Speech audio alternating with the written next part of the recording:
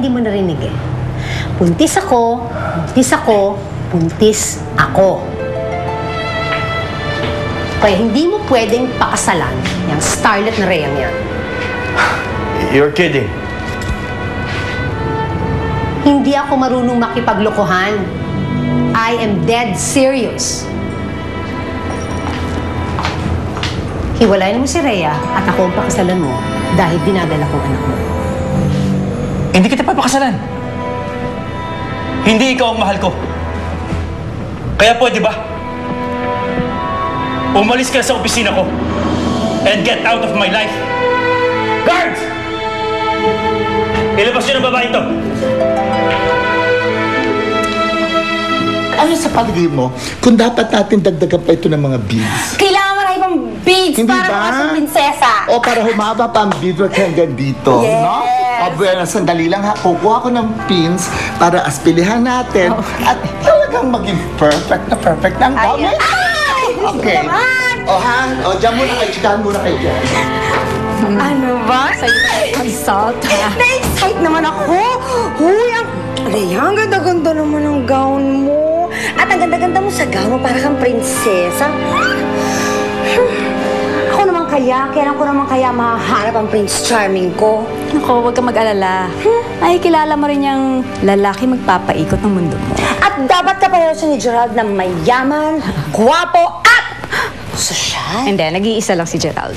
Mali po, makahanap ako maraming mga hindi kasing katulad, pero di ba, parang ganun din. Okay na yun. Uy, siya nga pala, bakit tayong dalawa lang magkasama dito? Asan ang mami mo? Ba't hindi ka na lang sinamahan para tignan tong gown? Kung alam ko lang kung nasan siya, di syempre inimbita ko na yun para may pamilya naman ako sa araw ng kasal ko. Ako, ikaw naman talaga, oh. Uy, pasensya ka na. Huwag mo nang pansinin yung sinabi ko. Daldal ko kasi talaga, eh. Uy, Rhea, huwag ka nang malungkot. Kahit naman wala yung mami mo, yan, dito naman ako, eh. Diba? Ikaw kasi. Dito naman ako, hindi naman kita iiwanan sa kasal mo, no? Tsaka kailangan happy ka lang lagi. Kailangan happy lang tayo lagi. Ha? Yan, kailangan. Dapat lang talaga na masaya kayo. Dahil isang bilyonaryo ang nabingwit nitong ilusyonada mong kaibigan.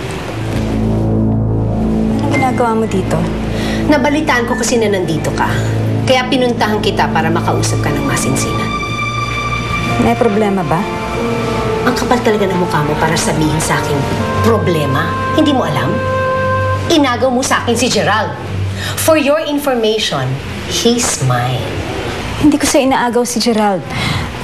Kunento niya sa akin ang lahat ng tungkol sa inyo. Wala naman kayong relasyon nung magkakilala kami. At naniwala ka naman. You're so gullible. Ako ang mahal ni Gerald. Sa katunayan, buntis ako. At siya ang ama. Buntis ka? Kaya huwag mong alisan ng ama ang magiging anak ko. Layuan mo si Gerald. You're a nobody.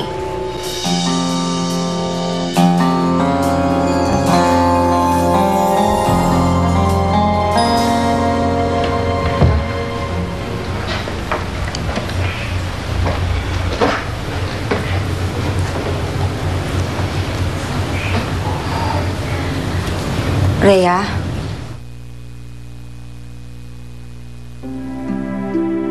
Anong ginagawa mo dito? Umalis ka na. Rhea, mag-usap muna tayo. Wala na tayong pag-uusapan. Umalis ka na. Rhea, sinisira lang tayo na Esmeralda. Hindi totoo nagkaroon kami ng relasyon. Pero may anak ka sa kanya. Pero may anak din tayo. Yun ang importante. Dahil ikaw ang mahal ko. Ikaw ang gusto kong pakasalan. Paano yung magiging anak niyo ni Esmeralda? Bata pa lang ako, namatay na ang tatay ko. Tapos ang nanay ko, pinamigay ako dahil wala kami makain. Alam ko kung gaano kalungkot ang mag-isa sa mundo. Ayokong mangyari sa anak ninyo.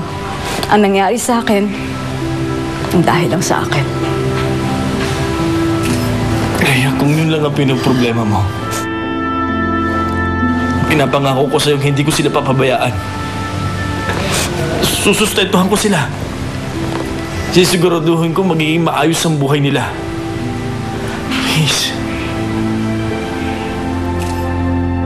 Ewan ko. Paano naman magiging anak natin? Hayaan mo ba siyang lumaki sa mundo na walang ama? Ipagkakait mo ba sa kanya yon? Rhea, mahal na mahal kita.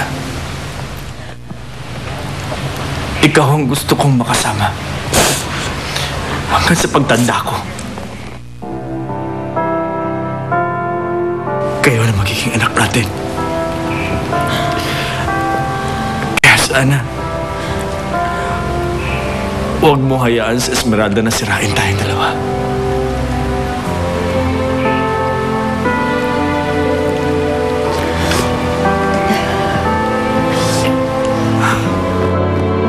Salamat. Salamat at nakinig ka sa akin. Salamat. Kaya, ituloy na natin ang kasal natin sa lalong madaling panahon. Sa darating na linggo. Para hindi na tayo magambala ni Esmeralda.